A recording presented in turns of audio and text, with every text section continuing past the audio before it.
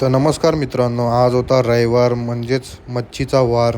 सकाळी गेलो, पेट्रोल भरलं, मग आम्ही पोचलो मच्छी मार्केटला. आज मच्छी खूपच स्वस्त होती आणि गर्दी पण तितकीच होती आज मच्छी मार्केटमध्ये. मग आम्ही गेलो, थोडीशी भाजी घेतली उद्यासाठी. भाजी बघून मग आम्ही निघालो घराकडे. मग आम्ही पोचलो घरी. मम्मी साफ करत होती खेकडे आणि एकीकडे मम्मीनी कढईमध्ये कोलंबीसाठी कांदा परतत होती. मग टाकला टॅमॅटो. मग आपली आली कोलंबी. मग कढईमध्ये कोलंबी टाकली आणि दुसऱ्या गॅसवरती खेकड्याच्या रस्स्यासाठी मम्मीनी फोडणी तयार केलेली.